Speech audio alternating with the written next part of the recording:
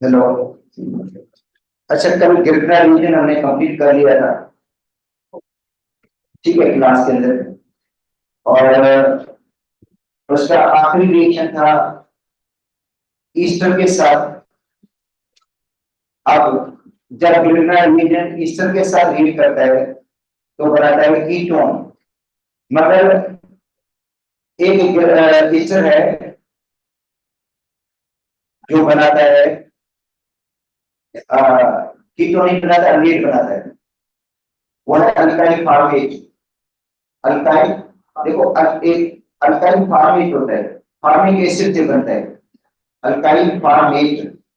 वो आपको कीटोन नहीं बनाएगा, वो बनाएगा अल्डेट। और उससे आगे बनेगा सेकंड ईयर कौन। देखिए ये करवा देता हूँ, उसके बाद में पढ़ देता हूँ। तो बेटा रिएक्शन ऑफ रिएजन, मगर आखिरी रिएक्शन है ये समझे एक्स्ट्रा है, जो बुक में तो नहीं है। आपको पढ़ा देता हूँ, बुक में खाली इस तरह लिखा हुआ था। तो ये इसका 9वां या 10वां रिएक्शन होगा। Reaction with alkyl format.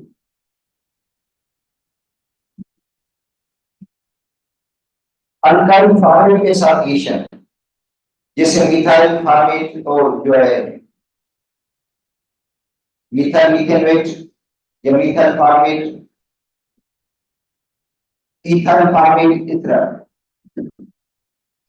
और इसमें आपको मिलेगा इंटरमीडिएट बनेगा अनिल, और उसके बाद मिलेगा सेकंड ईयर गोल्ड। देखो फॉर्मेशन किसकी होगी, अल्डिहाइड की होगी, कीटोन नहीं होगी। और उससे क्या बनेगा अभी, अगर आपने अभी रेंज पढ़ाओगे तो बनेगा 2 डिग्री गोल्ड। ये कल भी करा है, अल्डिहाइड का इश्यू करा है कल आपने। आगे क्या बनेगा, 2 डिग्री गोल्ड बनेगा।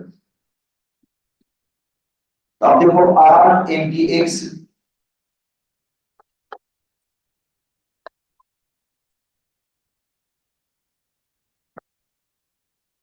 ये है गिरना रीजन। और किसके साथ डील कर रहा है, अल्काइल फॉर्मेट के साथ। पता है क्या होता है अल्काइल फॉर्मेट का फार्मूला, ये अल्काइल फॉर्मेट है, ये अल्काइल फॉर्मेट का फार्मूला है, अल्काइल फॉर्मेट। अच्छा आपको पता है ये कि ऑक्सीजन जो होगा इसके ऊपर पार्शियल नेगेटिव और कार्बन के ऊपर पार्शियल कार्बन। और तब आपको पढ़ा दिया था कंप्लीट में नहीं, ये न्यूक्लियोफाइल है जो अटैक करता है किस पर, इलेक्ट्रॉन कार्बन को अटैक करेगा। और ये एनटीएक्स है जो किसके साथ है, जो ऑक्सीजन के साथ न्यूक्लियोफिलिक एडिशन होगी।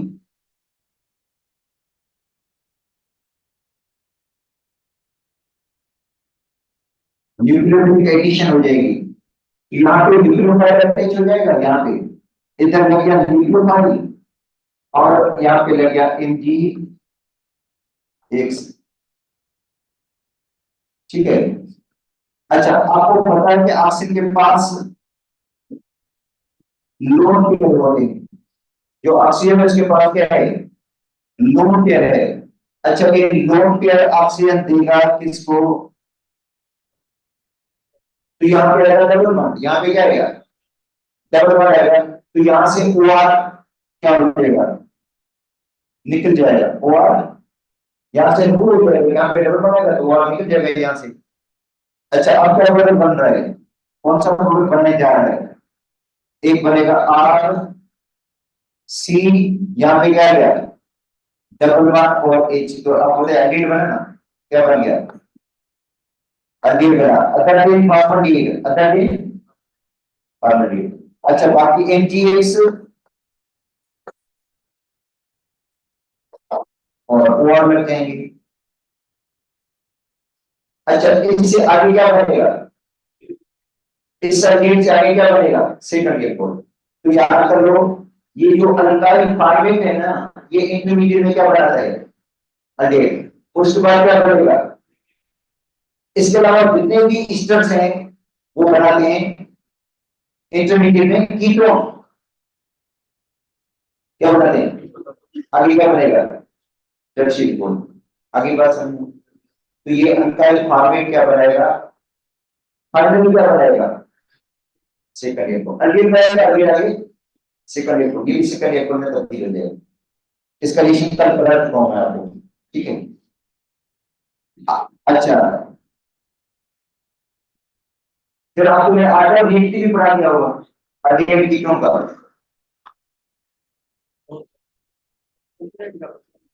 पढ़ा दिया था होगा कि वो सबसे ज्यादा रिएक्टिव कौन है, फॉर्मेट पढ़ा दिया ना, ठीक है बस।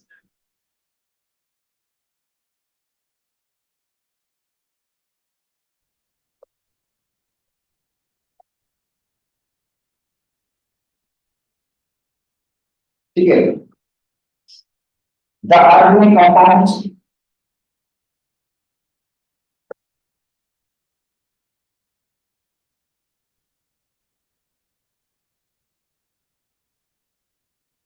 in which nitrogen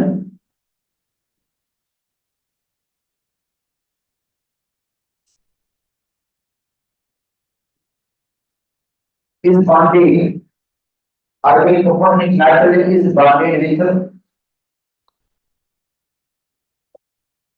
one or more than one,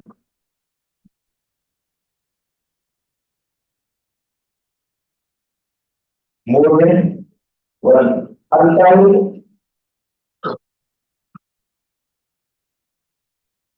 or aryl group। मतलब ये नाइट्रोजन के कंपाउंड्स हैं जिनमें अगले कंपाउंड्स जिनका नाइट्रोजन बॉन्डेड है किसके साथ, वन और मोर देन वन अल्काइल और एराइल ग्रुप, पता है एरोमेटिक से ऐसे निकालते हैं। अच्छा, amines are derived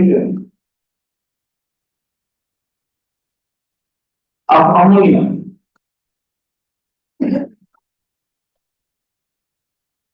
ammonia के derivative in which one or more than one hydrogen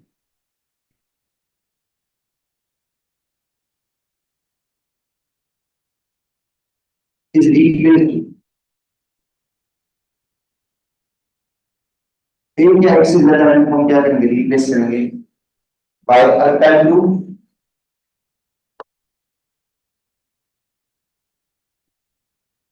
और एराइल ग्रुप।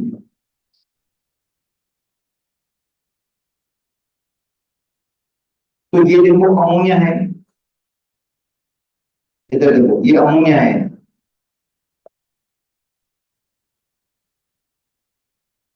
ये अमोनिया,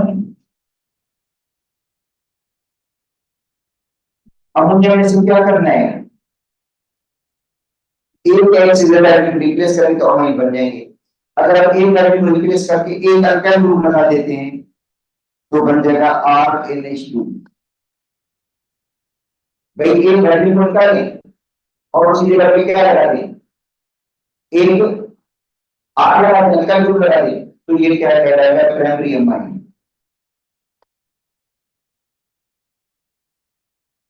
तो प्राइमरी अमाइन कौन सा होता है, जिसमें अमोनिया में से एक हाइड्रोजन को रिप्लेस करके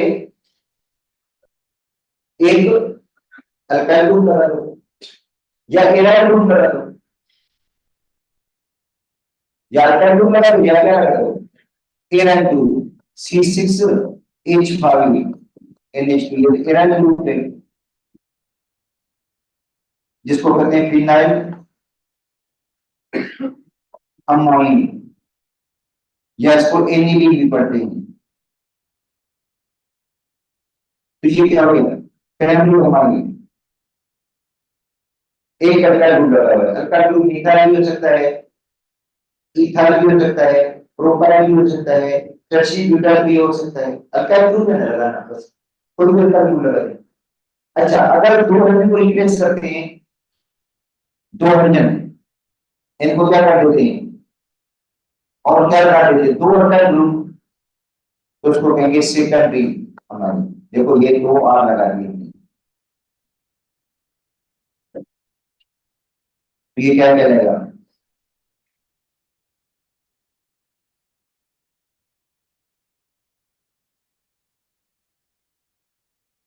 सेकेंडरी अमाइन। क्या कहलाएगा, सेकेंडरी अमाइन, C6H5, C6H5। अच्छा, यहाँ पे एराइल ग्रुप मैंने दो लगा दिए, तो दो अल्काइल ग्रुप लग सकते हैं, दो एराइल ग्रुप। एक ग्रुप कंपाउंड से हाइड्रोजन को निकालेंगे तो एराइल बन जाएगा, तो इसको क्या पढ़ेंगे,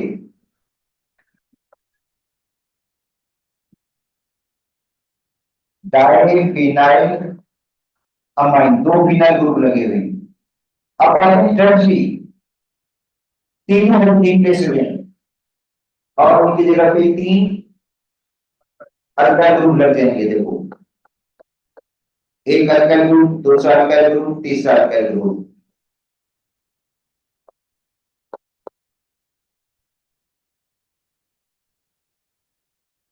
ये बन गया Tartary amine.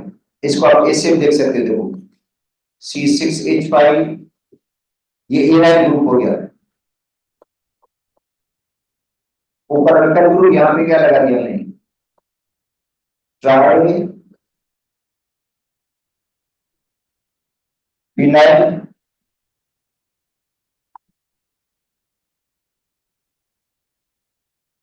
Amine, try phenyl. तो जो अमाइंस है वो प्राइमरी भी है, सेकेंडरी भी है, और डिपेंड करता है किस पे, कि कितनी हाइड्रोजन आपने रिप्लेस की है और उसकी जगह पे कितने अल्काइल ग्रुप लगा दिए हैं।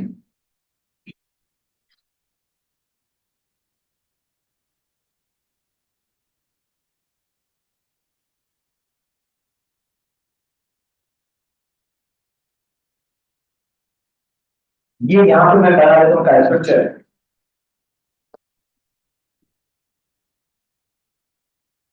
और यहाँ पे मैं लिख देता हूँ उनके कॉमन नेम,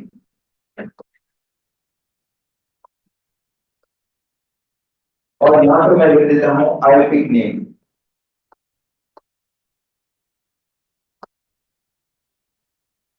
ठीक है, यहाँ पे पहला स्ट्रक्चर इसका CH3NH2। बेटा CH3NH2 क्या बनेगा, इसको मिथाइल अमाइन, क्योंकि इसका कॉमन नेम जो होता है अल्काइल अमाइन। कॉमन नेम में क्या पढ़ते हैं इसको, अल्काइल अमाइन। तो ये अल्काइल ग्रुप कौन सा है, मिथाइल है, तो इसको पढ़ेंगे मिथाइल अमाइन। आयोटिक नेम पढ़ते हैं इसको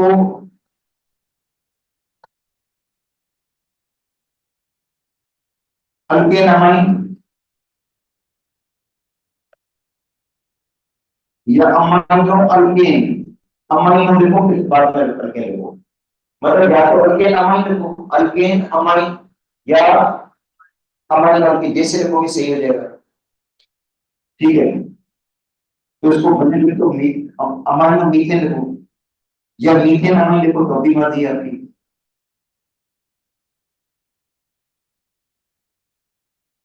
मीथेन अमाइन या अमाइनो, ये हो गया प्रीफिक्स के अंदर अमाइनो, उसके बाद हम तो मीथेन।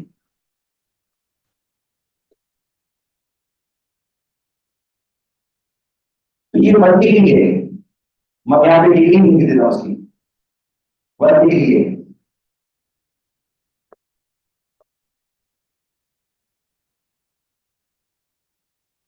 क्या करेंगे इसको, इथाइलामाइन,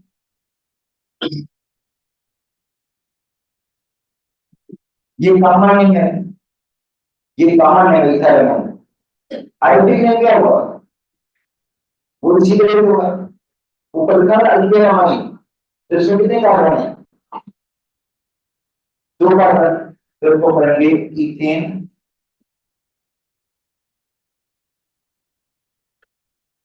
अमाइन या अमाइनो इथेन। एक नाम लिख रहा हूं मैं, इसको लिखो।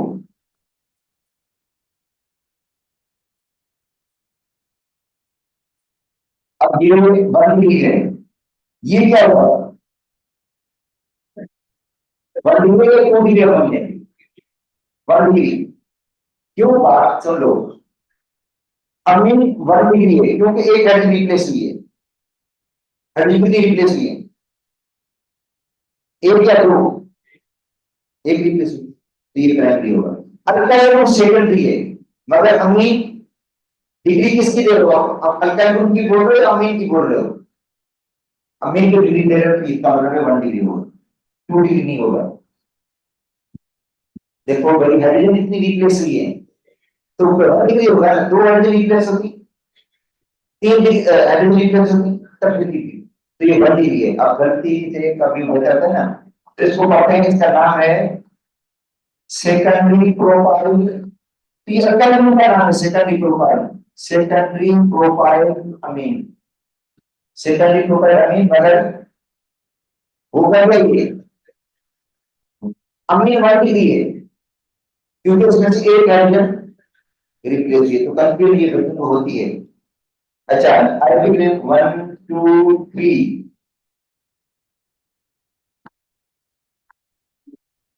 अच्छा प्रोटीन को भी लिख देते हैं,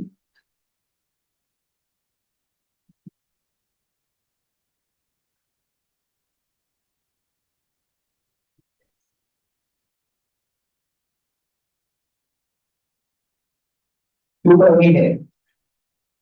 अच्छा इसको लिखें,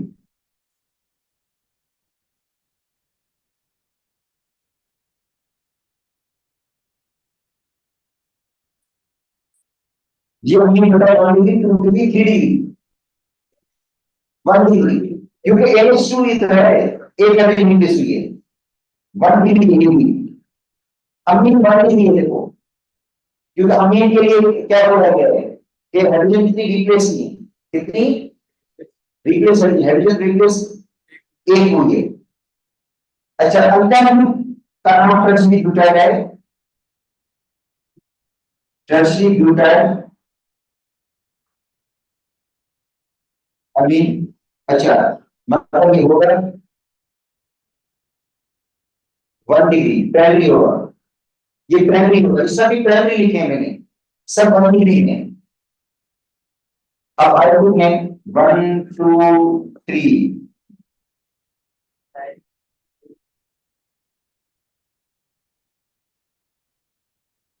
2 मिथाइल प्रोपेन 2 अमीन।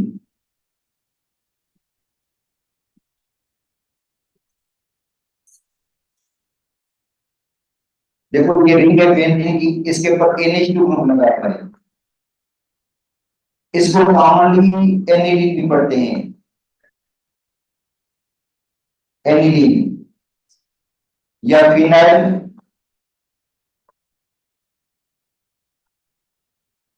अमीन पढ़ते हैं। जैसे अल्काइल अमीन ये फिनाइल अमीन होगा, क्योंकि इसका फॉर्मूला है C6H5 फिनाइल है, फिनाइल ग्रुप ये, इस ग्रुप को कहते हैं फिनाइल भाई, बेंजीन से एक हाइड्रोजन निकालो फिनाइल अमीन। और ऐसे क्या पढ़ेंगे इसको,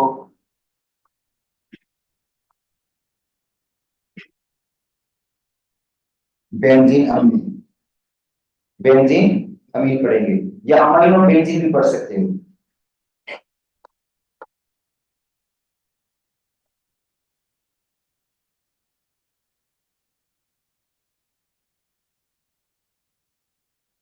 अब आते हैं 2 डिग्री पे,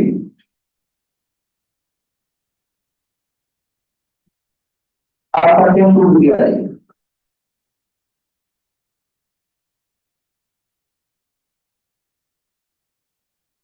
अभी इधर से मैं बनाऊंगा और 2 डिग्री वाला होगा।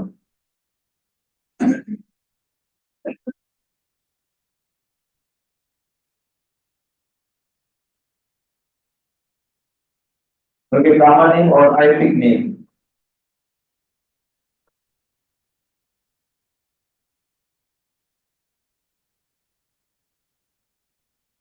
यहाँ पर मिथाइल ग्रुप आ गया, इधर भी मिथाइल ग्रुप आ गया, एक हाइड्रोजन लगी हुई है। अब ये सेकंड है, ये 2 डिग्री है, अमीन 2 डिग्री है, क्योंकि 2 हाइड्रोजन रिप्लेस बाय 2 ग्रुप, और जो दोनों ग्रुप एक जैसे हैं तो उसको कहते हैं डाई मिथाइल अमीन। अच्छा, अब हम इसका आयोगिक नेम देना चाहें तो क्या लिखिए? अच्छा, तो आयोगिक नेम के लिए देखो नाइट्रोजन के साथ कितने मिथाइल ग्रुप लगे हुए हैं, तो अभी तो लिखेंगे हम N methyl, N methyl, N methyl, दूसरे की चेन बनेगी तो जब ये कार्बन, तो एन मिथाइल मीथेन अमीन।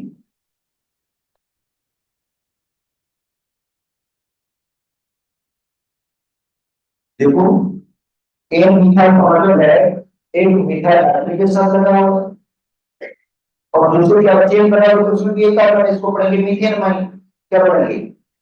Methane amine. अच्छा, अब तो ये एन है नाइट्रोजन, इसके साथ यहाँ पे मिथाइल ग्रुप लगा हुआ है, और यहाँ पे लगा हुआ है इथाइल ग्रुप। या लाल वाली चेन में ग्रुप शामिल करके जिसमें ज्यादा कार्बन होंगे, तो ज्यादा कार्बन मिथाइल है या इथाइल है? इसमें ज्यादा है ना, तो ये बन जाएगा इथेन अमाइन। क्या बन जाएगा बेटा? ये बनेगा इथेन अमाइन, इथेन, क्योंकि इसमें दो कार्बन इथेन अमाइन। इसके साथ क्या लगा हुआ है? तो पहले तो कार्बन नेम दे देते इसका, कार्बन नेम इसका होगा इथाइल, क्योंकि एक इथाइल ग्रुप लगा हुआ है, ये क्या लगा हुआ है? इथाइल ग्रुप लगा हुआ है, ये क्या है? मिथाइल ग्रुप लगा हुआ है, तो इथाइल मिथाइल अमीन। अच्छा, अब इसका जब आप नाम देंगे आयोटिक नेम, तो चेन बनानी पड़ेगी आपको इसमें, तो इसकी क्या होगी? लैंग्वेज इसी की बनेगी, क्योंकि दो कार्बन है, इसको हम लिखेंगे N methyl, N methyl. N का मतलब नाइट्रोजन के साथ लगा हुआ ये मिथाइल है, इसमें कितनी चेन है? इथेन अमीन।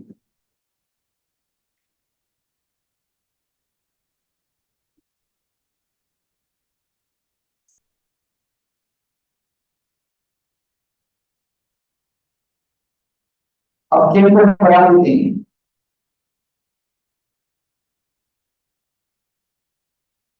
अब 3 अलग लगे हुए हैं, ये 3 डिग्री है, ये 2 डिग्री, ये भी 2 डिग्री, ये क्या होगा? ये 3 डिग्री है, क्योंकि ये भी अल्काइल ग्रुप है, ये भी अल्काइल ग्रुप है, ये भी अल्काइल ग्रुप है, 3 अल्काइल ग्रुप लगे हैं। अच्छा, पहले तो कार्बन नेम दे दो, कौन से अल्काइल ग्रुप में इथाइल लगा हुआ है? देखो ये लगा हुआ है इथाइल, ये लगा हुआ है प्रोपाइल, उसके बाद क्या है? इथाइल के बाद प्रोपाइल, मिथाइल अमीन। अच्छा, अब देखो चेन कितने की लागे है इसके अंदर? 3 की है, तो ऊपर देना प्रोटीन अमीन, क्या बन जाएगा भाई? 1 2 3 की चेन तो प्रोटीन अमीन। अब नाइट्रोजन के साथ कितने ग्रुप लगे हैं? कौन से? एक इथाइल और एक, तो हम कहेंगे N ethyl, N ethyl, N पे इथाइल और एन इथाइल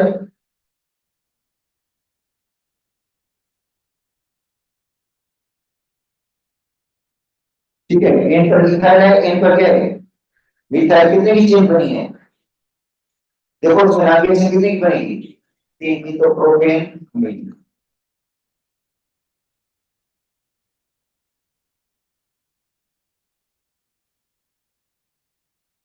ठीक है,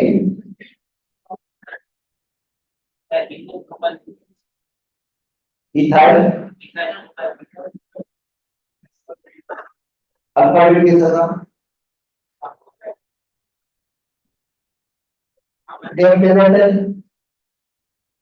तो लोग कैसे लिख देता हूं मैं,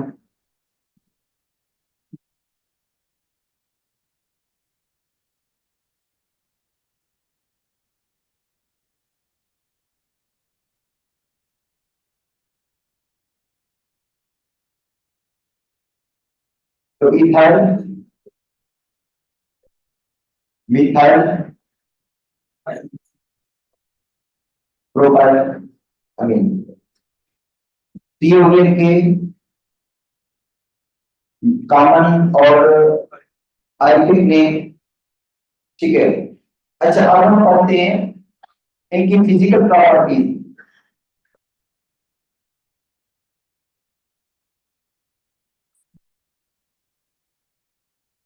फिजिकल प्रॉपर्टी, और नंबर वन पे आता है physical state.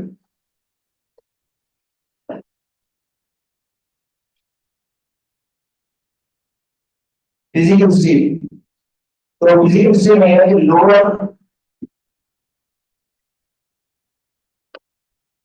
Amines are gases, lower amines है वो क्या है, गैसेस हैं, जैसे कि मिथाइल अमीन है,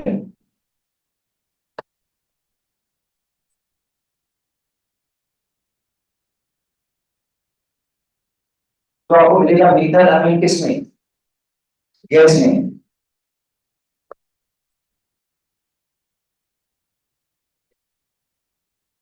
hide amines are liquids, higher amine किसमें मिलेगा आपको, लिक्विड में, जिसकी एग्जांपल है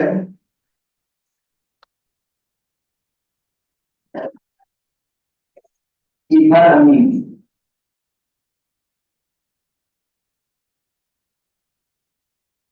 ये क्या है, लिक्विड से मिलेंगे आपको। नंबर टू, नंबर टू है कि solubility,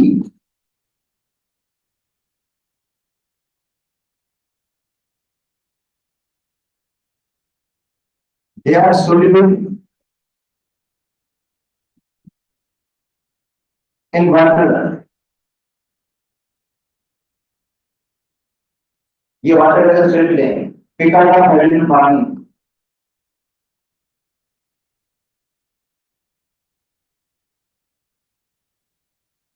because of hydrogen bonding, क्योंकि हाइड्रोजन बॉन्ड बनाते हैं वाटर के साथ, ये क्या करते हैं, हाइड्रोजन बॉन्ड बनाते हैं, तो ये पोलर हैं, और वाटर के साथ ये क्या बनाते हैं, हाइड्रोजन बॉन्ड बनाते हैं, जिसकी वजह से ये सोल्यूबल वाटर के अंदर। और सोल्यूबिलिटी,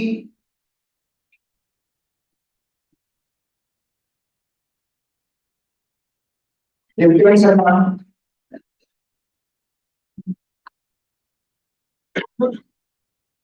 साइज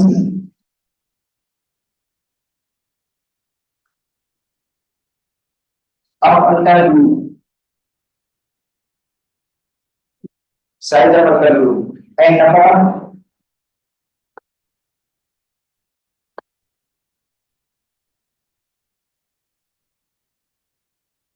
अल्काइल ग्रुप, एक तो अल्काइल ग्रुप की साइज, दूसरा इसका मतलब साइज बढ़ेगा अल्काइल ग्रुप का तो सॉल्युबिलिटी कम होगी, अगर तादाद बढ़ेगी अल्काइल ग्रुप की तो सॉल्युबिलिटी बढ़ेगी, कम हो जाएगी। इसका मतलब प्राइमरी अमीन्स ज्यादा सॉल्युबल होंगे, किससे, सेकेंडरी से, सेकेंडरी ज्यादा सॉल्युबल होंगे किससे, टर्शियरी से। देखो इथाइल अमीन,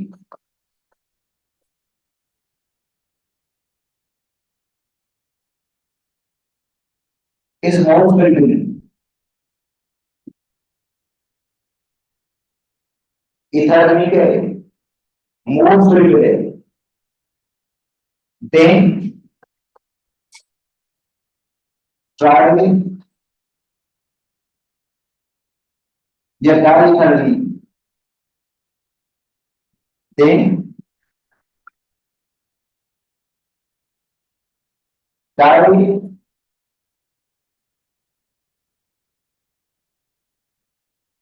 इथाइल. तो वो इथाइल अमीन में एक अलग का ग्रुप है, इसकी सॉल्युबिलिटी ज्यादा है, जबकि डाई इथाइल में दो अलग का ग्रुप है, सॉल्युबिलिटी क्या हो जाएगी? और ट्रायल में उससे भी कम होगी, जो ट्रायल इथाइल अमीन होगा वो उससे भी क्या होगा? इसका मतलब है जैसे अल्काइल ग्रुप की तादाद बढ़ती जाएगी, सॉल्युबिलिटी कम होती जाएगी. ठीक है. दूसरी, अल्काइल ग्रुप की साइज बढ़ेगी तो सॉल्युबिलिटी क्या हो जाएगी? कम हो जाएगी. तो ये हो गया कि सॉल्युबिलिटी के बारे में. तीसरा है melting point and boiling point. Melting और बॉइलिंग पॉइंट.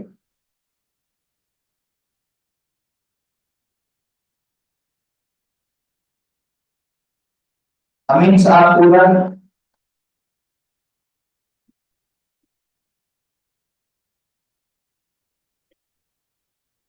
पढ़े melting point.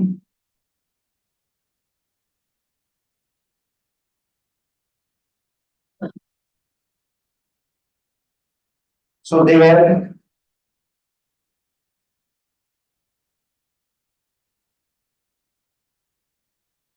more dating and qualifying. They again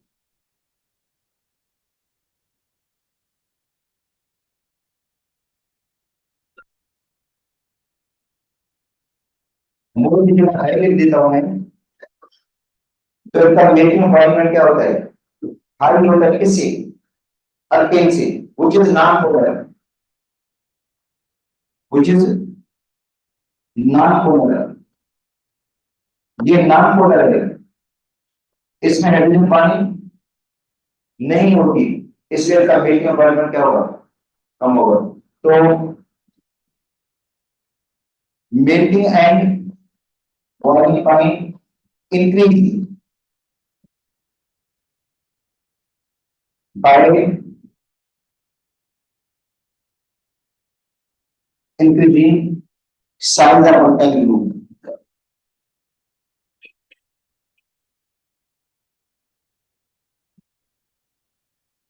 and number of alkyl group. Size और नंबर ऑफ alkyl group. अगर alkyl group का साइज बढ़ेगा तो विशेष भी बढ़ेगी.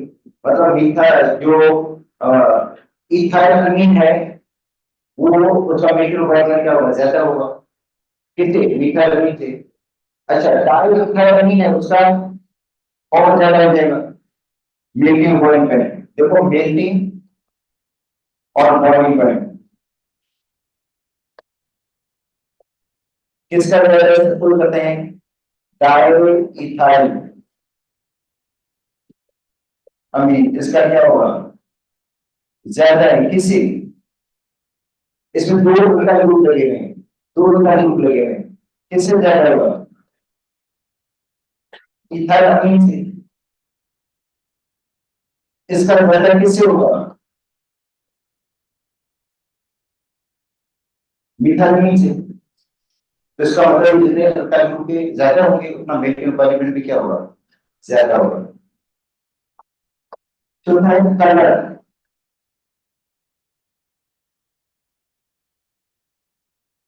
And order. कलर और smell. their color is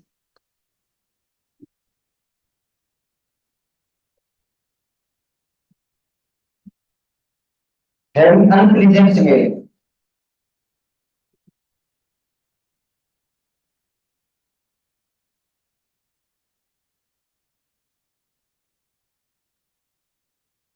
Fishy odor.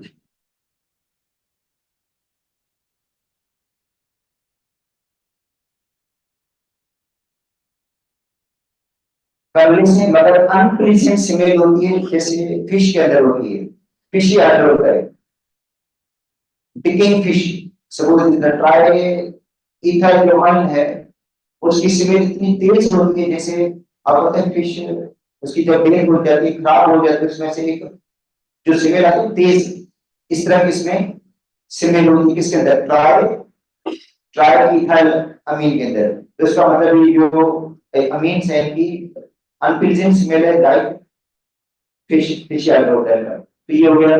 उसके बाद अब टाइम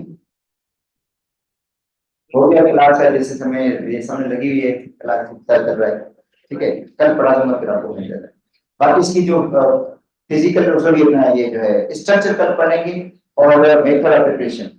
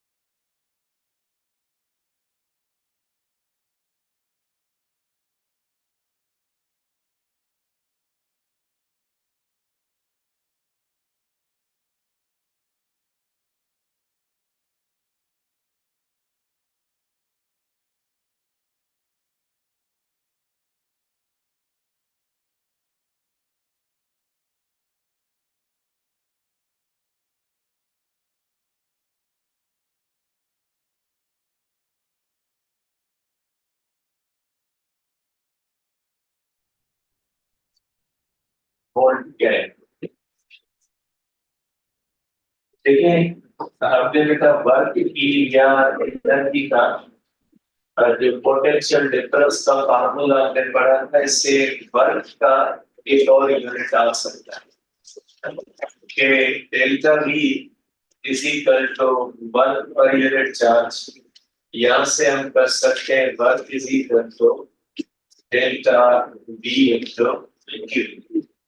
इसका मतलब ये हुआ कि वर्क को आप वोल्ट इनटू कूलम में एक्सप्रेस कर सकते हैं कि ये जो इस डेफिनेशन से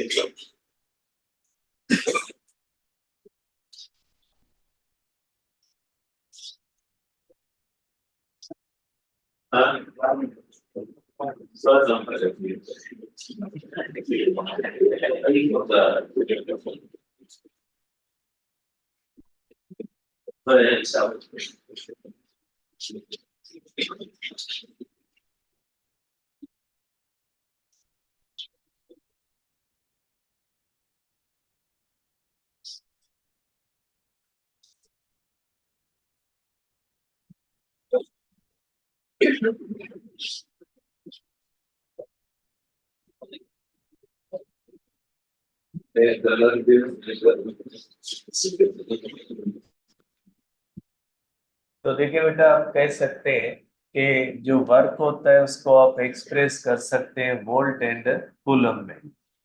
तो यहाँ से एक और यूनिट आता है जिसको हम कहते हैं इलेक्ट्रॉन वोल्ट। आपको पता है इलेक्ट्रॉन होता है 1.6 इंटू 10⁻⁻19 कूलम। तो इसका मतलब है कि ये जो है वो कूलम इंटू वोल्ट है। आप कह सकते हैं कि electron volt is unit of electron volt is unit of work या एनर्जी। ये वर्क और एनर्जी का यूनिट है और ये इस्तेमाल होता है न्यूक्लियर फिजिक्स के अंदर, पार्टिकल फिजिक्स के अंदर, जहाँ पे वेरी स्मॉल पार्टिकल्स को हम डिस्कस करते हैं। जैसे अल्फा होता है, बीटा होता है, गामा होता है। तो ये इतने छोटे पार्टिकल्स होते हैं, इनकी एनर्जीज इतनी कम होती है कि इनकी एनर्जीज को हम एक्सप्रेस करते हैं इलेक्ट्रॉन वोल्ट के अंदर। अब इसकी अपनी डेफिनेशन क्या होती है? इलेक्ट्रॉन वोल्ट का डेफिनेशन ये होती है, 1 electron volt is energy gained by electron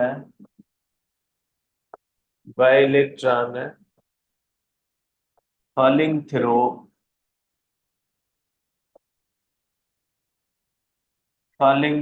potential difference of 1 volt. कि 1 इलेक्ट्रॉन वोल्ट वो एनर्जी होती है जो कोई भी इलेक्ट्रॉन गेन करता है जब वो ऐसी दो पॉइंट्स के दरमियान मूव करता है जिनके दरमियान पोटेंशियल डिफरेंस 1 वोल्ट होता है। आप इसको इस तरह से देख सकते हैं कि सपोज करें हमारे पास ये एक इलेक्ट्रिक फील्ड है। सपोज कर लेते हैं कि ये हमारे पास एक इलेक्ट्रिक फील्ड है और इस इलेक्ट्रिक फील्ड के अंदर इलेक्ट्रॉन पोजीशन ए पे, यहाँ पे इलेक्ट्रॉन है पोजीशन ए पे। अब इलेक्ट्रॉन इलेक्ट्रिक फील्ड के अंदर है, तो जब कोई भी चार्ज इलेक्ट्रिक फील्ड के अंदर होती है तो उसके पास पोटेंशियल एनर्जी भी होती है और पोटेंशियल भी होता है। अब कह लें कि इलेक्ट्रॉन के पास यहाँ पे पोटेंशियल है 10 वोल्ट। अब अगर इसको हम इस तरह से फ्रीली छोड़ते हैं तो ये इलेक्ट्रॉन नेगेटिव चार्ज होता है और ये होती है पॉजिटिव चार्ज। तो ये इलेक्ट्रॉन जो होगा ये इस तरफ मूव करेगा और इसकी पोटेंशियल एनर्जी का लॉस होगा और काइनेटिक एनर्जी का गेन होगा। आप सपोज कर ले ये पहुंच जाता है पॉइंट बी पे और यहाँ पे इलेक्ट्रॉन के पास एनर्जी हो जाती है 9 वोल्ट। तो आप कह सकते हैं कि इन दोनों पॉइंट्स के दरमियान जो पोटेंशियल ड्रॉप है delta V is equal to 1 volt है। तो ए और बी के दरमियान अगर पोटेंशियल डिफरेंस 1 वोल्ट है तो यहां से इलेक्ट्रॉन को जब हम छोड़ेंगे तो यहां तक पहुंचते हुए इलेक्ट्रॉन जितनी भी एनर्जी गेन करेगा वो एनर्जी जो होती है वो 1 इलेक्ट्रॉन वोल्ट कहलाती है। अब आप इसको इस तरह से कैलकुलेट कर सकते हैं, work is equal to Q delta V, और ये इलेक्ट्रॉन है तो इलेक्ट्रॉन की एनर्जी होती है, सॉरी चार्ज होती है 1.6 10⁻⁻19 कूलम, और डेल्टा वी होता है 1 वोल्ट। तो आप कह सकते हैं कि 1.6 इंटू 10⁻19 कूलम, और वोल्ट होता है जूल पर कूलम। तो ये हो जाएगा आपके पास work is equal to 1.6 into 10⁻⁻19 joule, और वर्क होता है गेन इन काइनेटिक एनर्जी के बराबर। देयरफॉर आप करोगे 1.6 इंटू 10⁻⁻19 जूल, जिसको हम कहते हैं 1 इलेक्ट्रॉन वोल्ट। तो ये होती है कि आप कह सकते हैं कि जब इलेक्ट्रॉन किसी दो ऐसी पॉइंट्स के दरमियान मूव करता है जिन दोनों पॉइंट्स के दरमियान पोटेंशियल डिफरेंस अगर 1 वोल्ट होता है, तो उन दोनों पॉइंट्स के दरमियान जो उसकी कैनेटिक एनर्जी गेन होती है वो इतनी होती है। तो ये जो एनर्जी होती है ये बराबर हो जाती है 1 इलेक्ट्रॉन वोल्ट के। तो आप कहेंगे कि ये 1 इलेक्ट्रॉन वोल्ट की डेफिनेशन है। अब अगर आप इसको कन्वर्ट करना चाहें कि जैसे फॉर एग्जांपल आपको एनर्जी दी गई है कि 1.6 जूल है, आप इसको कन्वर्ट करें इलेक्ट्रॉन वोल्ट के अंदर, तो आप इसको इस तरह से करोगे, अगर जूल के अंदर एनर्जी है 1.6 तो आप करोगे 1.6 इंटू 10⁻⁻19, ये हो जाएगी 10⁻19 electron volt.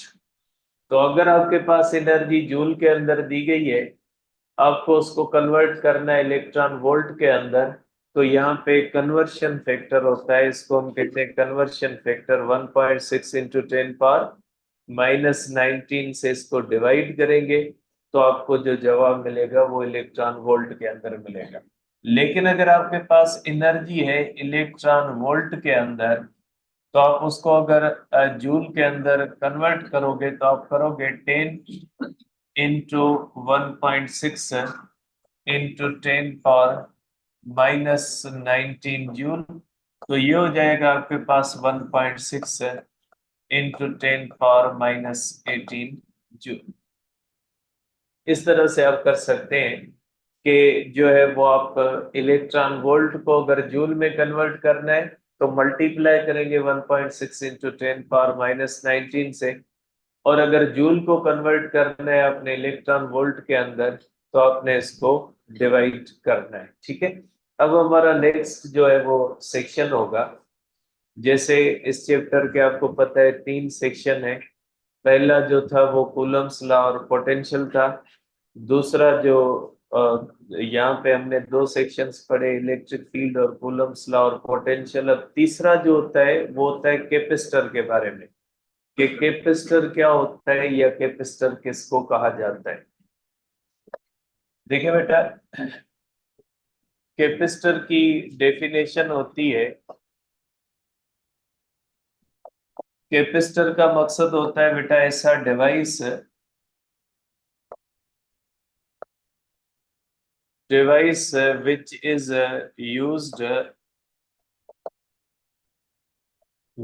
used to store charge and electrical energy। देखिए ये जो होता है ये चार्ज और इलेक्ट्रिकल एनर्जी जो है वो स्टोर करता है। ठीक है, तो आप कहोगे कि ऐसा डिवाइस जो चार्ज को और इलेक्ट्रिकल एनर्जी को स्टोर करने के लिए इस्तेमाल होता है उसको हम कहते हैं capacitor.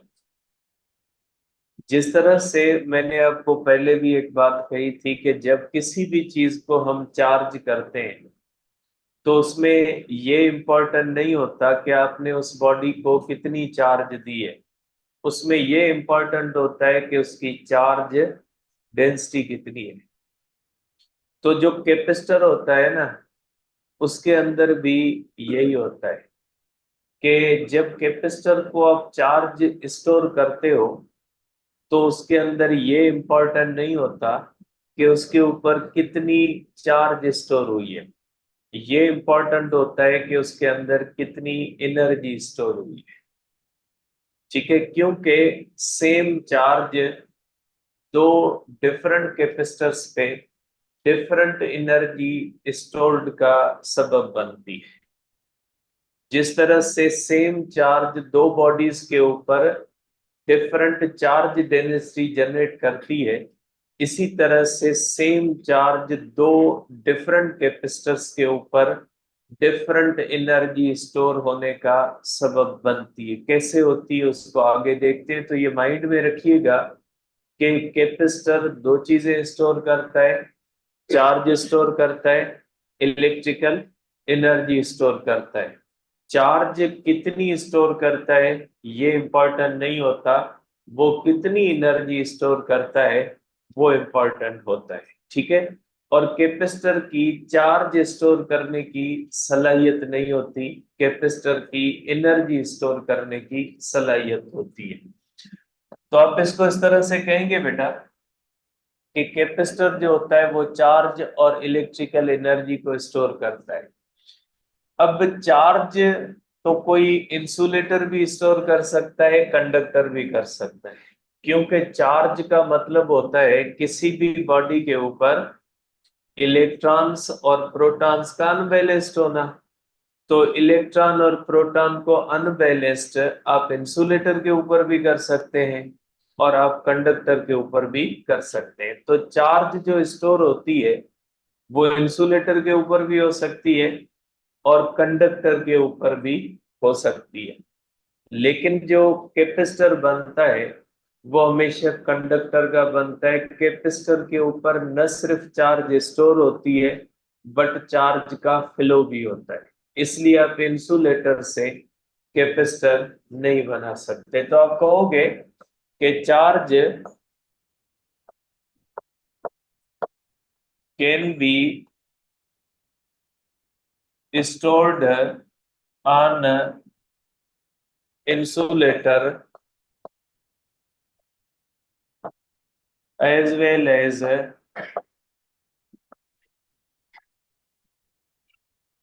conductor, but capacitor is always made from conductor। ठीक है, अब इसके अंदर जो दोनों चीजें स्टोर होती हैं वो कहाँ पे होती है, चार्ज कहाँ पे स्टोर होती है और इलेक्ट्रिकल एनर्जी कहाँ पे स्टोर होती है।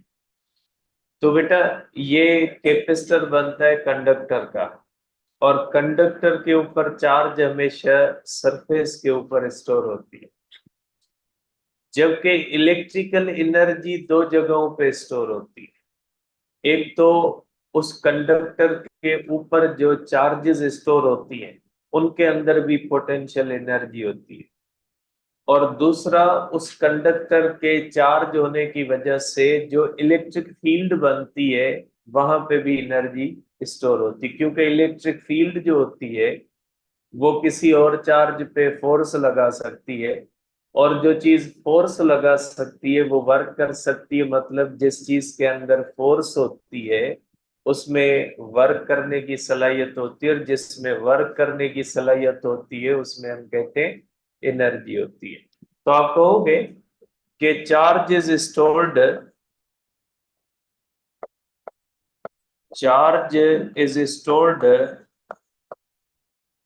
on surface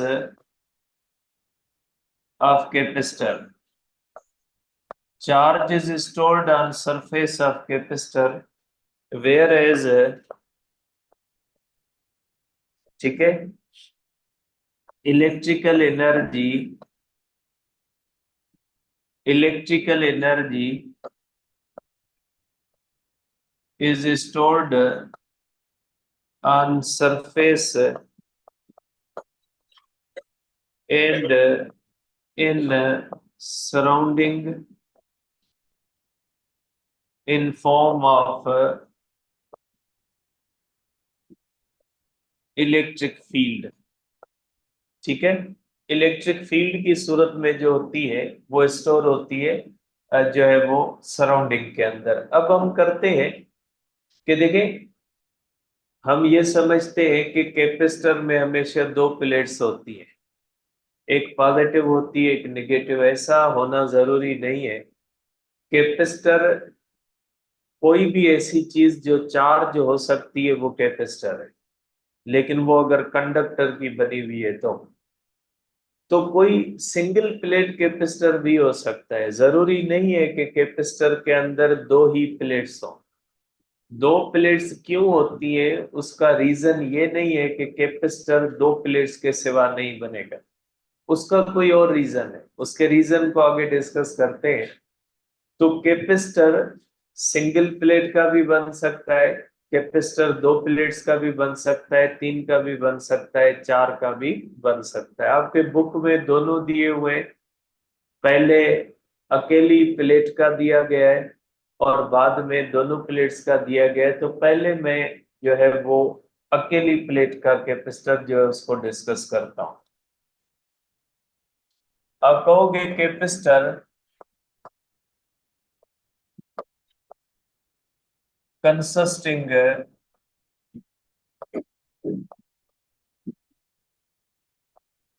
single conductor, single isolated लिख दे तो भी सही रहेगा, जिस तरह से आपको सही लगे। सपोज करें आपके पास ये इस तरह से एक सिंगल प्लेट है, ये आपके पास एक सिंगल प्लेट है और ये कंडक्टर की है, इसको आप कैपेसिटर के तौर पे इस्तेमाल कर सकते हैं। ये आपके पास एक स्फेयर है कंडक्टर का, इस स्फेयर को भी आप कैपेसिटर के तौर पे इस्तेमाल कर सकते हैं। ये भी जरूरी नहीं है कि कैपेसिटर की हमेशा प्लेट हो, कोई स्फेयर भी कैपेसिटर की शेप जो है वो डिफरेंट हो सकती है, स्फेयर को भी आप बना सकते हैं एज ए कैपेसिटर। जब आप इसको चार्ज करोगे तो चार्ज स्टोर होगी सरफेस पे। इस तरह से आप इसको चार्ज दोगे तो चार्ज स्टोर होगी सरफेस पे।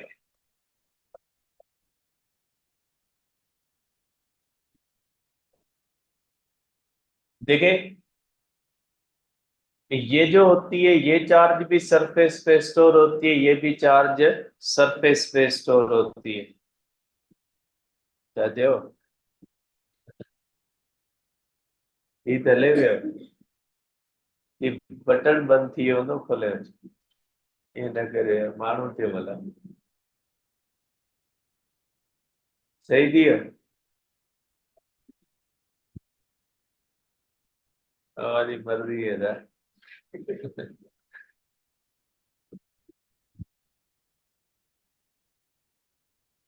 इतना ना ले पियो, यानी करे वायर कटी तो जाओ।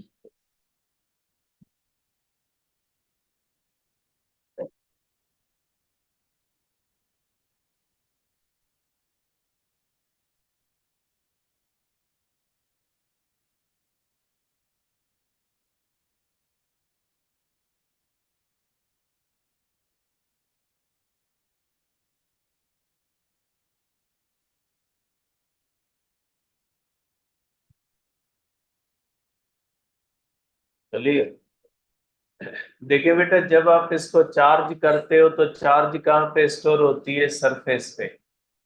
और सरफेस के ऊपर जो चार्जेस होती है ना वो एक दूसरे को रिपेल करती है। और जब दो चार्जेस एक दूसरे को रिपेल करती है या अट्रैक्ट करती हैं तो उनके पास होती है पोटेंशियल एनर्जी। इसलिए हम कहते हैं कि जब कैपेसिटर को हम चार्ज करते हैं तो उसके सरफेस पे जितनी भी चार्जेस होती है वो एक दूसरे को रिपेल कर रही होती है।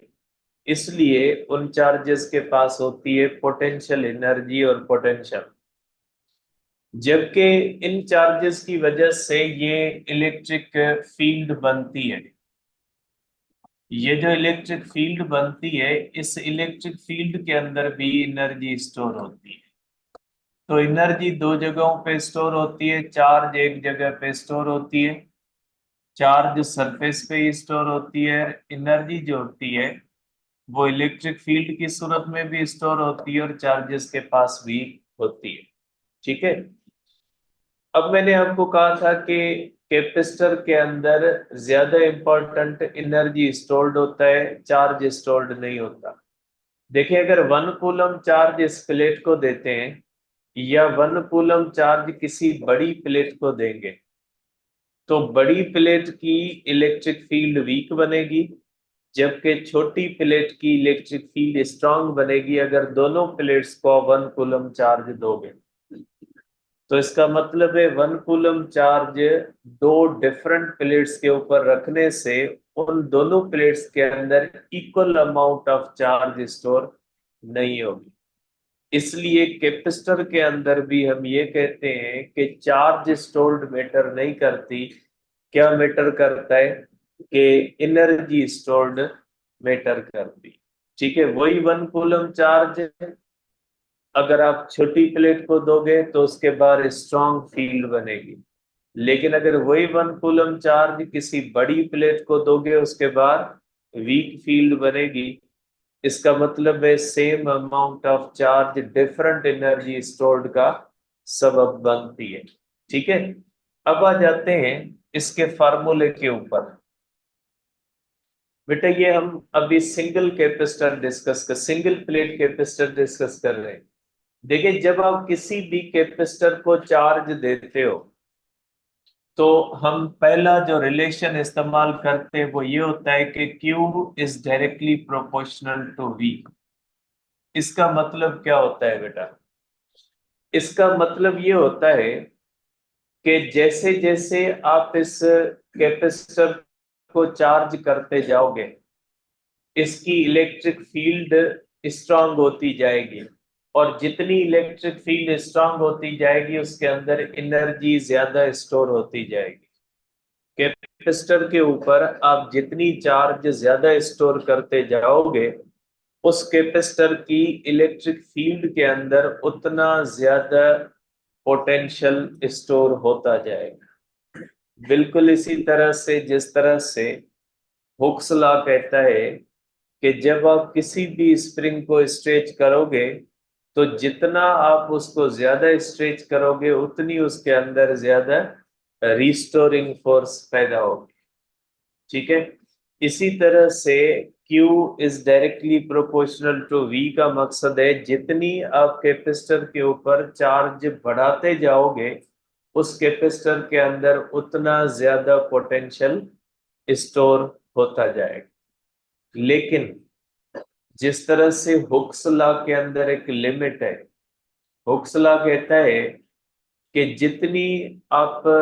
जितना डिस्प्लेसमेंट बढ़ाते जाओगे उतनी रिस्टोरिंग फोर्स बढ़ती जाएगी, लेकिन एक लिमिट आएगी। उस लिमिट से अगर आपकी अप्लाइड फोर्स ज्यादा होगी, डिस्प्लेसमेंट ज्यादा हो जाएगा, तो फिर रिस्टोरिंग फोर्स पैदा नहीं होगी।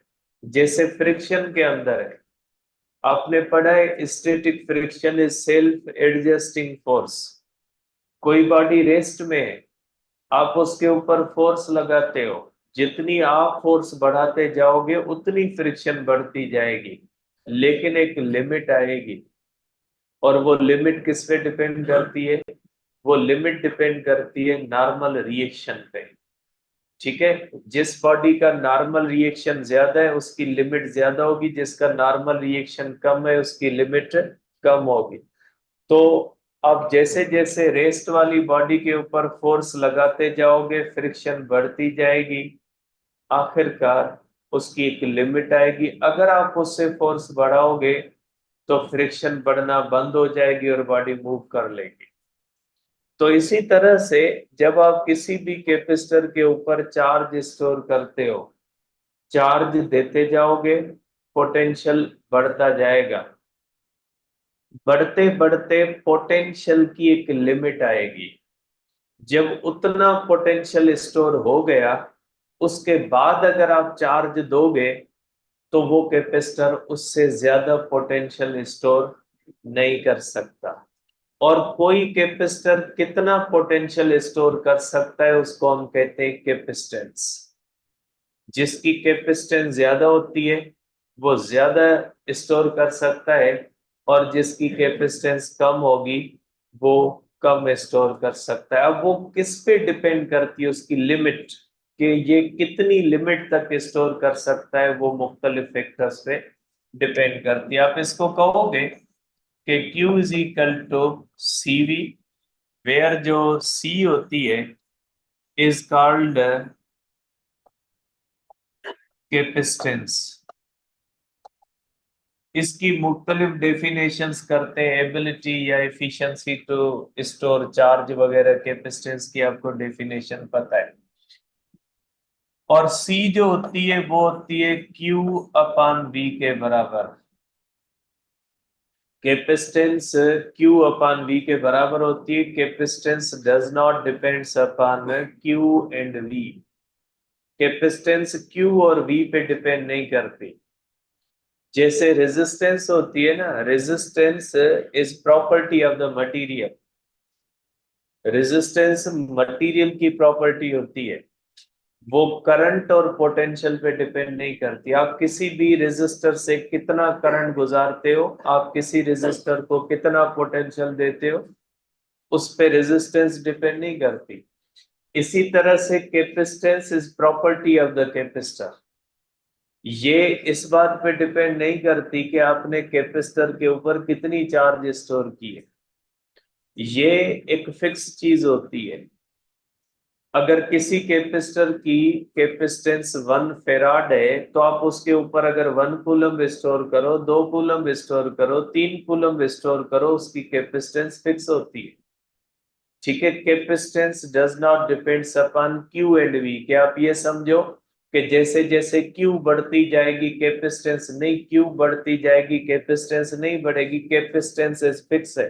जैसे एक वाटर टैंक होता है, उसकी एक फिक्स कैपेसिटी होती है पानी को स्टोर करने से, फिर आप उसको आधा भरते हैं, 1/4 भरते हैं, 3/4 भरते हैं। इसका मकसद ये तो नहीं होता उसकी कैपेसिटेंस कम हो गई, उसकी कैपेसिटेंस वही रहती है। आप उसके अंदर कितना पानी भरते हो इससे उसकी कैपेसिटेंस पे फर्क नहीं पड़ता।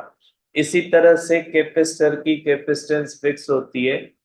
अगर कोई कैपेसिटर 10 कूलम चार्ज स्टोर कर सकता है, फिर आप उसको 1 कूलम दो, 2 कूलम दो, 3 कूलम, लेकिन उसकी कैपेसिटेंस हमेशा कितनी होती है? 10 कूलम की होती है। तो आप कहोगे कि कैपेसिटेंस, इसका जो यूनिट होता है बेटा, इसका जो यूनिट होता है वो होता है कूलम पर वोल्ट, जिसको हम कहते हैं फेराड। ठीक है। और आप कहोगे कि कैपेसिटेंस जो होती है,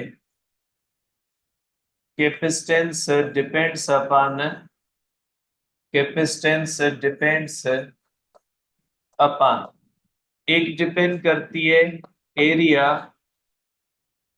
या साइज ऑफ कैपेसिटर। ये तो सिंपल सी चीज है, आपको पता है कि चार्ज स्टोर होती है सरफेस पे, जितनी एरिया बड़ी होगी उतनी ज्यादा चार्ज स्टोर होगी। दूसरा डिपेंड करती है शेप पे, शेप ऑफ कैपेसिटर।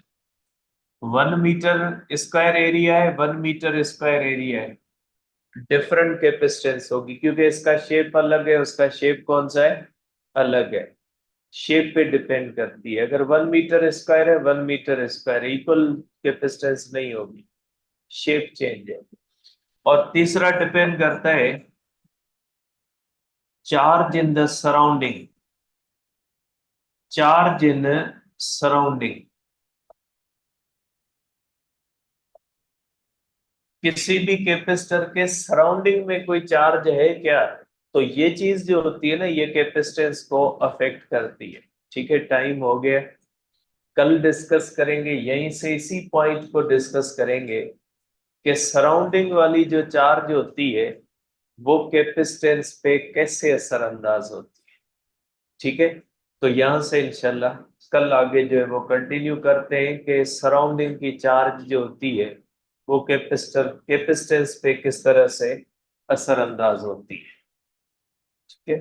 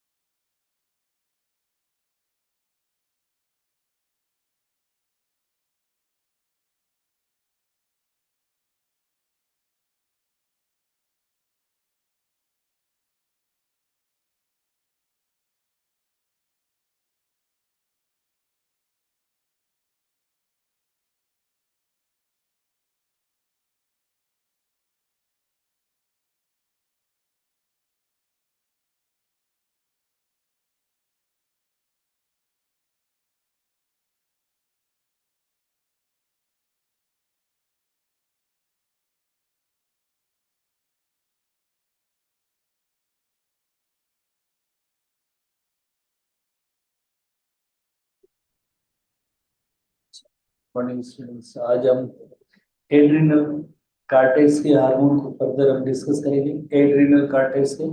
पर उससे पहले जो लास्ट क्लास की एक कंटिन्यूटी थी उसको हम थोड़ा सा दोबारा से भी डिस्कस करेंगे। कौन से हार्मोन्स हैं जो ग्लूकोज मेटाबॉलिज्म में उनका रोल या किरदार होता है। Glucose metabolism, metabolism of the glucose.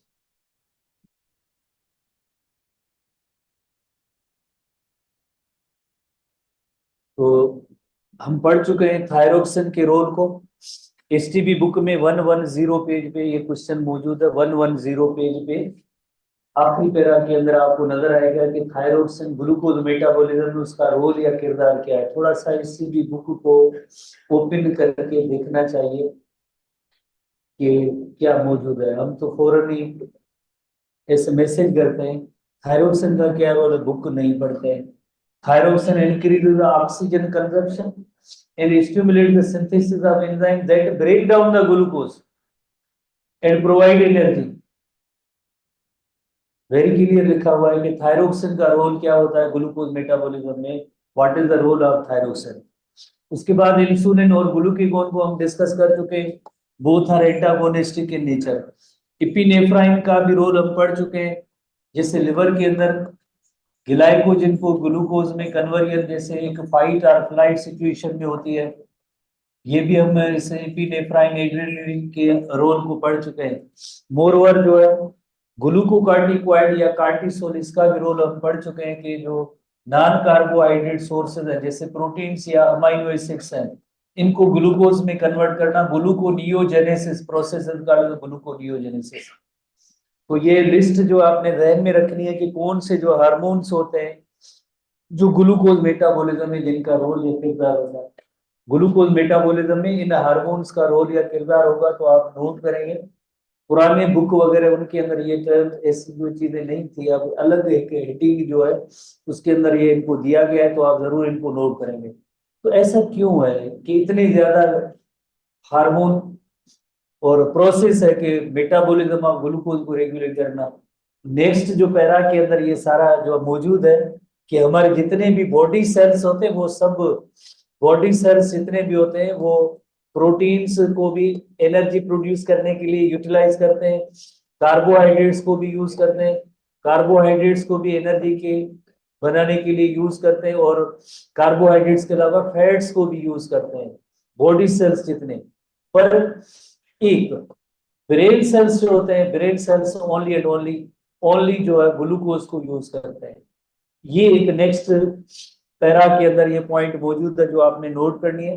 इसी वजह से नेचर ने, कुदरत ने जो एक निजाम दिया है वो अक्सर मेटाबॉलिज्म ऑफ ग्लूकोज उससे जो एनर्जी प्रोड्यूस करने के लिए ज्यादा एंजाइम दिया है, क्योंकि इमीडिएट सोर्स ऑफ एनर्जी होता है वो ग्लूकोज होता है।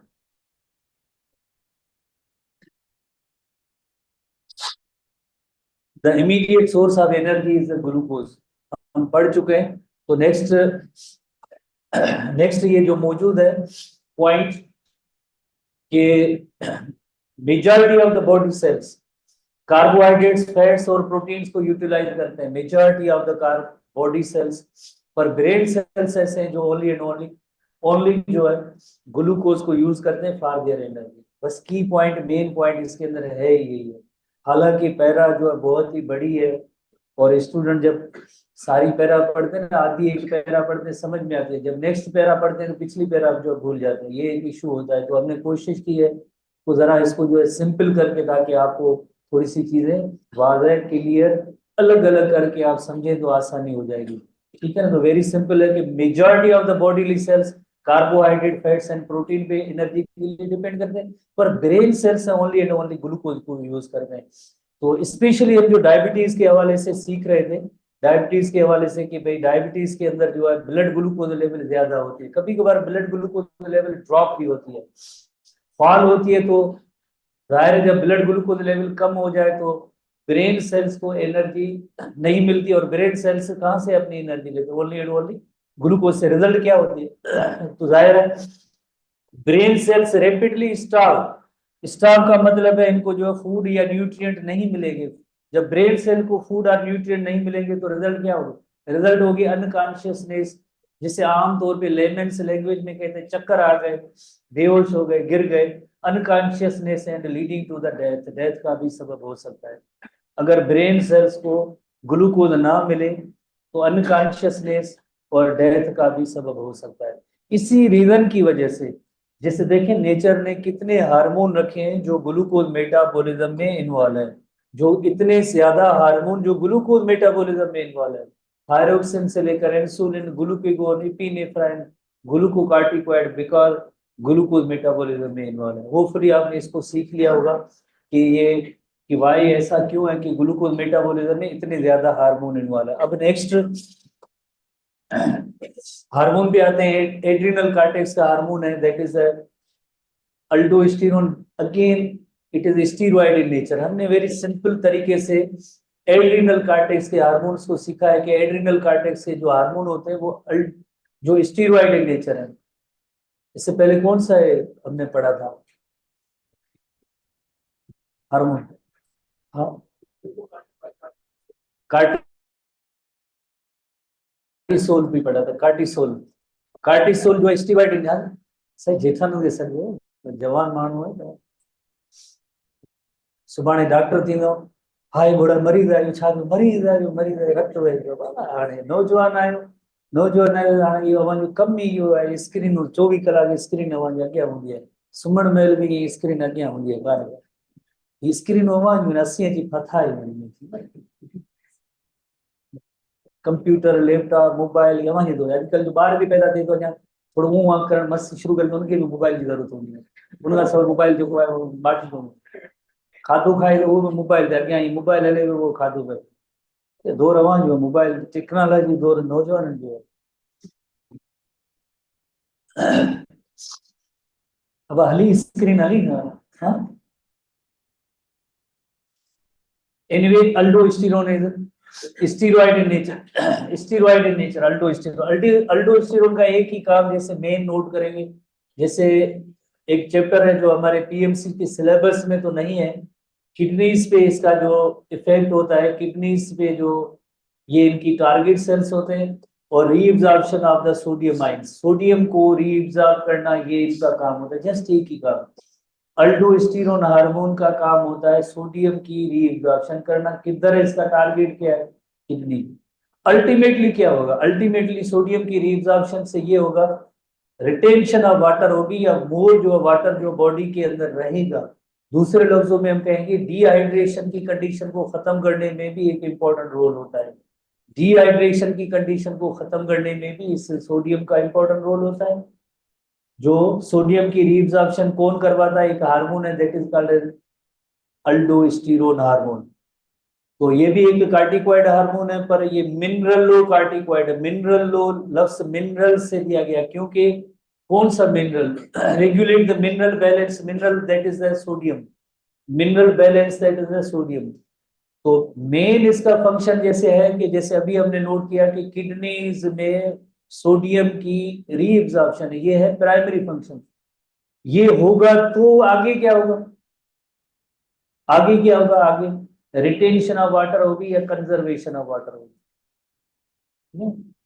जैसे अगर किसी इम्तिहान में अगर किसी के जो मोबाइल छीने जाए किसी एक ऐसे इम्तिहान में, तो रिजल्ट चेंज आएगा, रिजल्ट चेंज है। तो रिजल्ट चेंज करने में तो उस मोबाइल जिसने छीना उसका तो कोई किरदार नहीं है। तो मेन फंक्शन जैसे क्या है, मेन फंक्शन है मोबाइल छीना, रिजल्ट चेंज हो गया। मेन फंक्शन क्या हुआ, मेन फंक्शन हुआ retention of sodium, reabsorption of sodium. बदले में क्या होगा, बदले में ये होगा, जैसे आपको पता है कि वाटर की रीअब्जॉर्प्शन होगी, वाटर रिटेन होगा, वाटर सेव होगा, वाटर कंजर्व होगा, डिहाइड्रेटिंग कंडीशन खत्म हो जाएगी। ठीक है ना। तो primary function of aldosterone is to stimulate the kidneys to reabsorb the sodium from the urine, and it is needed to maintain the balance of the blood volume, blood pressure, water का amount, सबको regulate करने में इस अल्डोस्टेरोन hormone का किरदार है।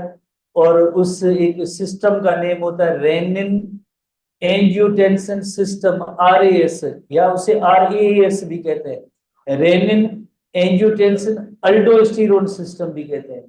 तो वो किस तरह से ऑपरेट करेगा, हम उसके लिए एक इलस्ट्रेशन बनाते हैं, कोशिश करते हैं कि आसान तरीके के जरिए आपको ये थोड़ा सिखा लें ताकि आप याद कर लें कि रेनिन एंजियोटेंसिन सिस्टम क्या होता है। तो जब भी जैसे सबसे पहले जैसे आप लिवर पे आएंगे, लिवर के अंदर एक प्रोटीन प्रोड्यूस होगा ऐसी सिचुएशन में जिस प्रोटीन का नेम होता है एंजियोटेंसिनोजिन। एंजियोटेंसिनोजिन कौन प्रोड्यूस करेगा? Angiotensinogen is produced by liver. कब? जब जाहिर है बॉडी के अंदर ब्लड प्रेशर या ब्लड वॉल्यूम या वाटर की कंसंट्रेशन कम होती है। This angiotensinogen is converted into angiotensin 1। Angiotensinogen is converted into angiotensin 1। Angiotensin 1 ये भी प्रोटीन है। Angiotensinogen is converted into angiotensin 1 by the action of enzyme renin enzyme, RENIN, renin enzyme, and this renin enzyme is produced by kidneys. This renin enzyme is produced by kidneys.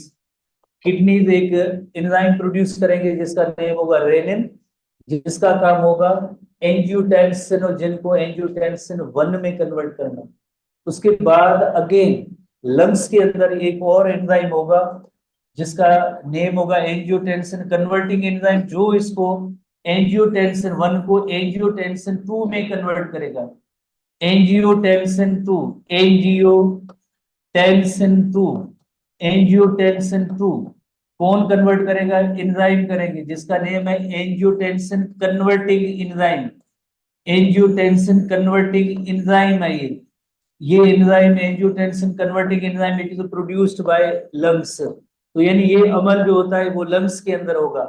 Lungs के अंदर ये process होगा जिसके नतीजे में angiotensin 1 is converted into angiotensin 2 by the action of enzyme that is called the angiotensin converting enzyme. This angiotensin converting enzyme is produced by lungs. अब ये जो सारे इफेक्ट्स आगे जो होने वो सब इसे एंजियोटेंसिन 2 के हैं। All the other effects are related to angiotensin 2. कितने इफेक्ट्स हैं एंजियोटेंसिन 2 के? जैसे सबसे पहले angiotensin 2 stimulates adrenal cortex. Stimulates adrenal cortex किसके लिए? ताकि ये अल्डोस्टेरोन हार्मोन प्रोड्यूस करे। और आपको पता है कि अल्डोस्टेरोन हार्मोन का मेन काम क्या है? Reabsorption of sodium. मेन या बेसिक या प्राइमरी काम है रीअब्जॉर्प्शन ऑफ सोडियम। जाहिर है जब सोडियम रीअब्जॉर्ब होगा तो बॉडी के अंदर वाटर जो कंजर्व होगा, रिटेन होगा या सेव होगा। एक इफेक्ट ये है। दूसरा इफेक्ट किसका? एंजियोटेंसिन 2 का इफेक्ट। एंजियोटेंसिन 2 है ब्लड वेसल्स को नैरो करेगा, ब्लड वेसल्स को नैरो करेगा जिसे कहेंगे वेसो कंस्ट्रिक्शन। वेसो constriction, वेसो constriction. इसी तरह से एक और इफेक्ट जो एंजियोटेंसिन 2 का होगा हाइपोथैलेमस पे होगा। और हाइपोथैलेमस के अंदर आपको पता है थ्रिस्ट सेंटर मौजूद है। थ्रिस्ट सेंटर जो मौजूद है उनको स्टिमुलेट करेगा। थ्रिस्ट सेंटर को स्टिमुलेट करने से क्या होगा?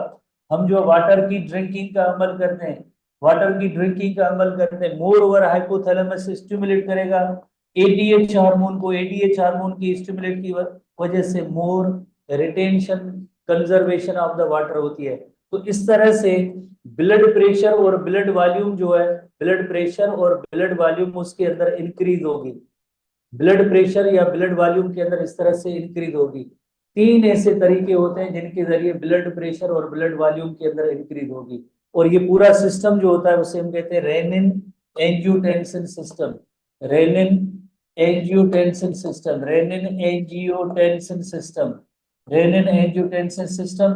शॉर्ट फॉर्म में जिसे RAS कहते हैं, रेनिन एंजियोटेंसिन सिस्टम, जिसे रेनिन एंजियोटेंसिन अल्डोस्टेरोन सिस्टम भी कहते हैं, RAS भी कहते हैं, रेनिन एंजियोटेंसिन अल्डोस्टेरोन सिस्टम कहते हैं। अब इसके अंदर एक अदर वर्ड्स के अंदर हम थोड़ा इन अदर वर्ड्स जो बुक के अंदर या वेरी क्लियर नहीं है, अदर वर्ड्स को सीखते हैं कि वाई ऐसा क्यों होता है, क्या जरूरत है, नहीं होना चाहिए, ऐसा क्यों होता है, क्यों होता है। तो इसका मतलब है कि what is stimulus for RAS। RAS का स्टिमुलस क्या है? क्यों ऐसा होता है? स्टिमुलस क्या है, क्यों होता है, नहीं होना चाहिए। उसका स्टिमुलस जो है, जैसे बॉडी के अंदर एक लो ब्लड प्रेशर और बॉडी के अंदर low blood volume, low pressure blood pressure low blood volume होगा तो रेनिन एंजियोटेंसिन सिस्टम वर्क करेगा। तो अल्टीमेटली इसने क्या किया, लो को बढ़ाया, इंक्रीज किया, blood pressure blood volume increase हुआ। तो इसका मतलब ये हुआ कि इसके लिए जो स्टिमुलस है वो स्टिमुलस है, जब भी ब्लड का प्रेशर जैसे लो हो जाए या ब्लड वॉल्यूम जो है लो हो जाए, ब्लड वॉल्यूम, तो ऐसी सिचुएशन में रेनिन एंजियोटेंसिन सिस्टम वर्क करेगा, ऑपरेट करेगा और अल्टीमेटली ये अमल होगा।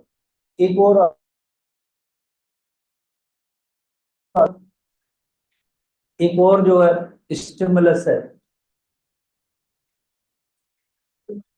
बॉडी के अंदर डिहाइड्रेशन की कंडीशन जब भी होती है, डिहाइड्रेशन की कंडीशन जब भी होती है, तो ऐसी सिचुएशन के अंदर जो रेनिन एंजियोटेंसिन सिस्टम वर्क करता है। सिंपली ये कहेंगे जब बॉडी के टिश्यूज के अंदर वाटर की जो लेवल है कम हो जाती है, डिहाइड्रेशन की सिचुएशन डेवलप होती है, तो फौरन जो कुदरत ने एक ऐसा निजाम रखा है, रेनिन एंजियोटेंसिन सिस्टम के जरिए ये सारा क्या हो जाएगा, ब्लड प्रेशर लो हो गया था वो अब इंक्रीज हो जाएगा, ब्लड वॉल्यूम जो पहले लो हो गया था अब इंक्रीज हो जाएगा, डिहाइड्रेटिंग कंडीशन खत्म हो जाएगी। कैसे खत्म होगी, जैसे हम एक तो थ्रस्ट सेंटर स्टिमुलेट हो रहे हैं, पानी के 2-3 गिलास पी लेंगे और एडीएच की भी रिलीज हो जाएगी, एडीएच की रिलीज हो जाएगी तो यकीनन रिटेंशन ऑफ वाटर हो जाएगी। तो ये कुदरत का एक ऐसा निजाम रखा हुआ है जिसे कहते हैं रेनिन एंजियोटेंसिन सिस्टम, आरएएस।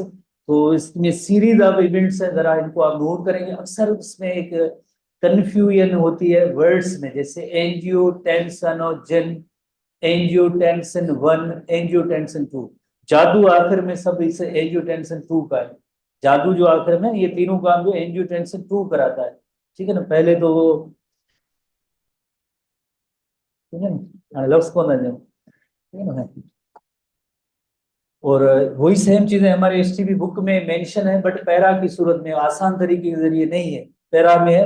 कोशिश करते हैं इसी को सीख लेते हैं। रेनिन एंजियोटेंसिन सिस्टम या renin angiotensin अल्डोस्टेरोन system, A for अल्डोस्टेरोन system during low blood sodium level. तो देखिए ये था स्टिमुलस था, ब्लड सोडियम लेवल लो हो गई तो जाहिर है वाटर रिटेन नहीं हो सकता, वाटर रिटेन नहीं हो सकता तो ब्लड वॉल्यूम कम, blood pressure. The kidneys secrete an enzyme called the renin. Carefully, गौर से देखेंगे, because R E double N ये कोई अलग चीज है, वो भी है बायोलॉजिकल टर्म में।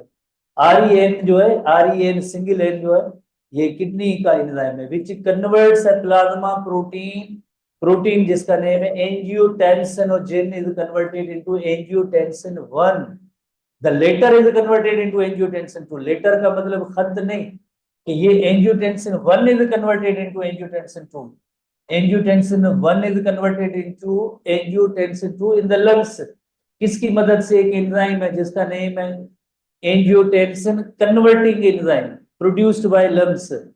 देन विच का मतलब है एंजियोटेंसिन 2। एंजियोटेंसिन 2 आगे क्या करेगा, इट स्टिमुलेट्स एड्रिनल कार्टेक्स। किसके लिए, उसे एड्रिनल कार्टेक्स को कहेगा कि आप अल्डोस्टेरोन हार्मोन प्रोड्यूस करें, और this system is called renin angiotensin अल्डोस्टेरोन system या सिंपली रेनिन एंजियोटेंसिन सिस्टम। तो इसकी जो 3 इफेक्ट्स है वो तीनों इफेक्ट्स जो है एंजियोटेंसिन 2 के हैं। एंजियोटेंसिन 2 एड्रिनल कार्टेक्स को स्टिमुलेट करेगा अल्डोस्टेरोन के लिए, एंजियोटेंसिन 2 वेसोकंस्ट्रिक्शन के लिए स्टिमुलेट करेगा।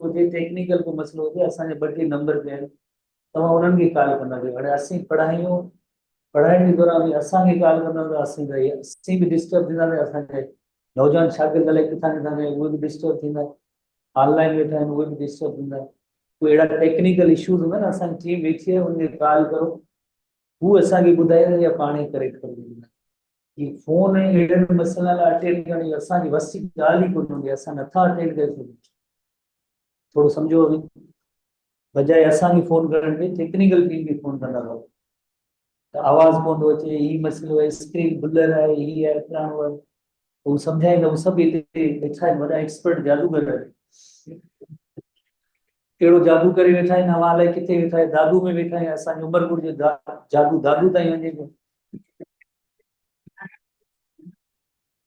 जादूगर आहिनि न असां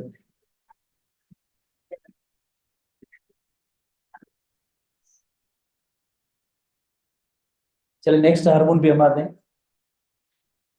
एंड्रोजन तो very simple androgen hormone again steroid in nature more over हम पहले ही पढ़ चुके हैं कि एड्रिनल कार्टेज के हार्मोन्स जो होते हैं उनकी chemical nature steroid in nature होती है और आपको ये भी मालूम है कि एंड्रोजन एक होते हैं गोनेड्स वाले एंड्रोजन पर ये कौन सा एंड्रोजन है ये है एड्रिनल एंड्रोजन है जिससे एंड्रोजन एड्रिनल एंड्रोजन टेस्टिस भी एक एंड्रोजन हार्मोन या टेस्टोस्टेरोन प्रोड्यूस करता है ये भी एंड्रोजन की कैटेगरी में इस हार्मोन को भी एंड्रोजन कहेंगे बट ये गोनेडल एंड्रोजन है ये गोनेडल है गोनेड का जो एंड्रोजन है उसे हम कहेंगे टेस्टोस्टेरोन ये जो एंड्रोजन है ये जो है एड्रिनल एंड्रोजन है जो दोनों सेक्सेस के अंदर प्रोड्यूस होता है दोनों जेंडर्स के अंदर प्रोड्यूस होता है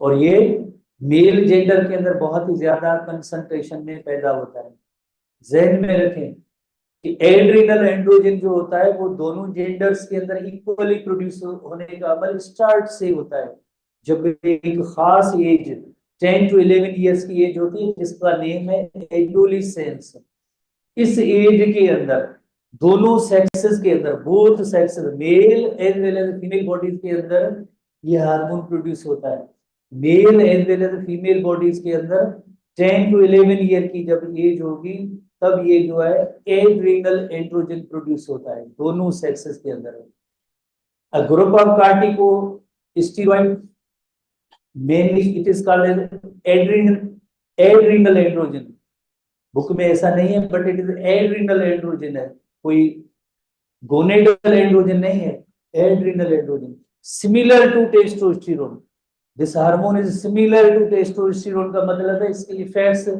तकरीबन उस जैसे हैं but present in both sex कब से प्रोड्यूस होने का अमल इसमें शुरू होता है जब एडोलेसेंस एज होती है एडोलेसेंस का मतलब है जब बच्चों की एज जो 10 to 19 इयर्स की एज होती है तो उसमें ये हार्मोन प्रोड्यूस होने का अमल शुरू होता है ठीक है होपफुली इस चीज को आपने सीखा होगा कि दोनों जेंडर्स या सेक्सेस के अंदर ये प्रोड्यूस होता है मोर ओवर एक ऐसी चीज जो बुक्स वगैरह में आपको नहीं मिलेगी बुक्स या आपकी जो WW उससे भी ये चीजें ऐसी नहीं मिलती हैं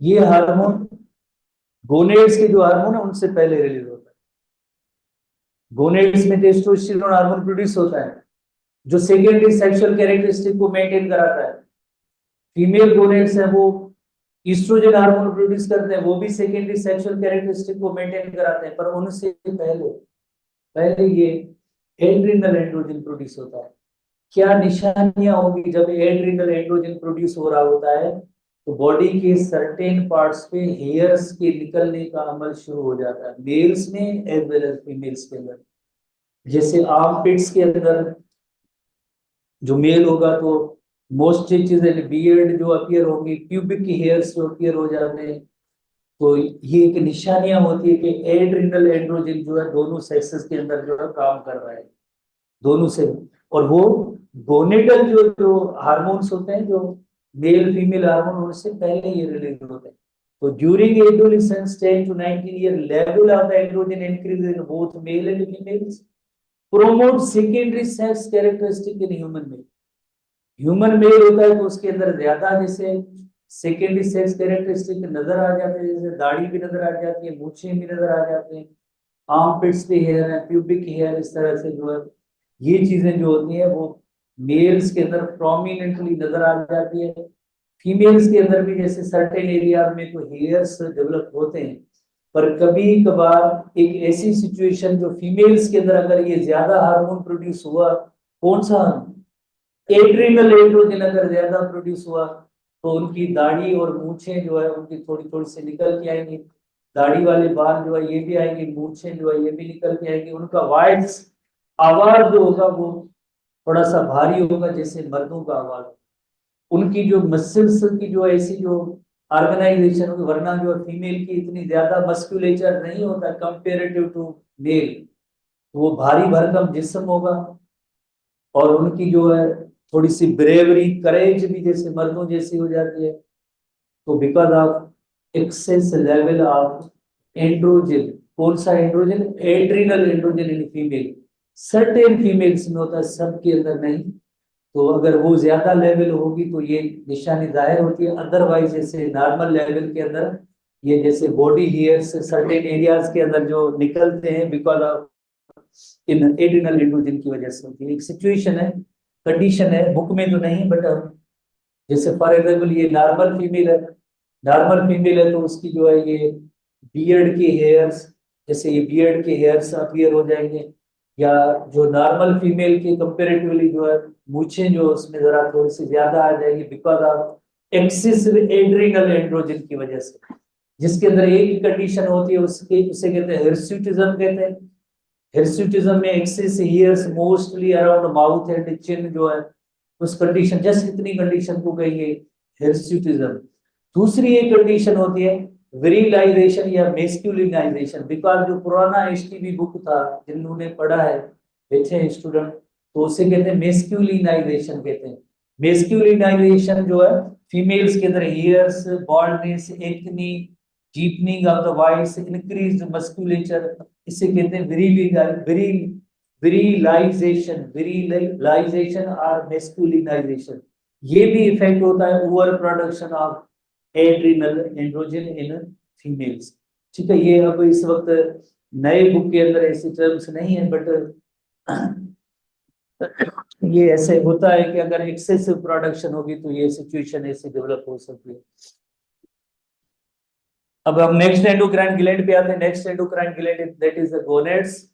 you know very well, gonads के दो किस्म के गोनेड्स होते हैं, जो मेल गोनेड होते हैं जिन्हें हम कहते हैं टेस्टिस कहते हैं, और टेस्टिस जो होते हैं मेल हार्मोन, हम पढ़ रहे हैं हार्मोन पढ़ रहे हैं तो मेल हार्मोन का नेम होता है टेस्टोस्टेरोन। इसी तरह से जो फीमेल गोनेड्स होते हैं, female gonads are called ovaries.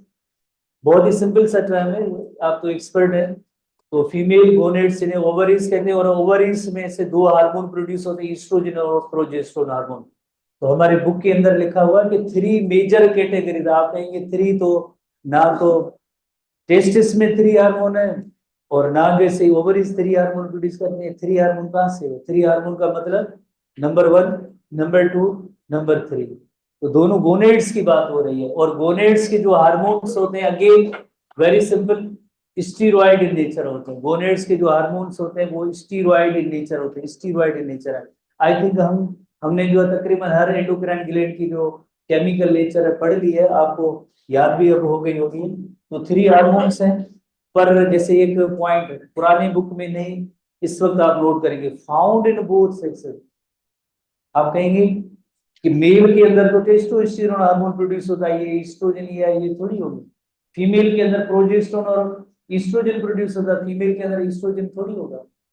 But थोड़ी सी रिसर्च की बात है, all the 3 types are found in both males and female, but little concentration में होते हैं, नेग्लिजिबल इनका अमाउंट होता है, कोई इतना इनका प्रोफाउंड इफेक्ट नहीं होता है। तो इस वजह से कहेंगे कि मेल हार्मोन इनका टेस्टोस्टेरोन, फीमेल हार्मोन इनका ईस्ट्रोजन, प्रोजेस्टेरोन को फीमेल हार्मोन नहीं कहेंगे, फीमेल हार्मोन ईस्ट्रोजन। दोनों सेक्स या जेंडर के अंदर ये तीनों हार्मोन प्रोड्यूस होते हैं, पर ज्यादा जैसे आपको पता है टेस्टिस के अंदर जो है जो male hormone testosterone hormone produce होता है। तो टेस्टिस जो you know very well male gonads हैं जिनके 2 काम है, जैसे हम एक फंक्शन आगे रिप्रोडक्टिव सिस्टम में पढ़ेंगे, टेस्टिस का काम होता है मेल गैमेट स्पर्म की भी प्रोडक्शन है, और टेस्टिस का काम है मेल सेक्स हार्मोन या टेस्टोस्टेरोन भी प्रोड्यूस करना। दोनों काम जो है इस मेल गोनेड टेस्टिस के हैं। तो सीरीज क्या है, थोड़ी सी सीरीज अगर आपको याद हो हार्मोन्स के हवाले से, सीरीज याद है या नहीं, भूल गए? हाइपोथैलेमस से स्टार्ट करें। हाइपोथैलेमस, हाइपोथैलेमस में से कौन सा हार्मोन प्रोड्यूस होगा? GnRH, gonadotropin releasing hormone. GnRH किसको स्टिमुलेट करेगा? एंटीरियर पिट्यूटरी ग्लैंड को। एंटीरियर पिट्यूटरी ग्लैंड को। एंटीरियर पिट्यूटरी ग्लैंड बदले में क्या प्रोड्यूस करेगी? बदले में FSH and LH hormone. FSH और एलएच हार्मोन, एफएसएच और एलएच हार्मोन है, ये किसको स्टिमुलेट करेंगे? गोनेड्स को। यानी जैसे इधर हम लिखते हैं टेस्टिस लिखते हैं, फॉर एग्जांपल फिलहाल जो टेस्टिस लिखते हैं, टेस्टिस का इफेक्ट क्या होगा? अब इस पे जो एफएसएच का इफेक्ट ये होगा, एफएसएच का क्या इफेक्ट? एफएसएच अगर टेस्टिस पे, टेस्टिस को स्टिमुलेट करेंगे तो क्या होगा? गैमेट्स प्रोड्यूस होंगे, स्पर्म्स प्रोड्यूस करेंगे। स्पर्म्स कौन प्रोड्यूस करेंगे? Sertoli cells.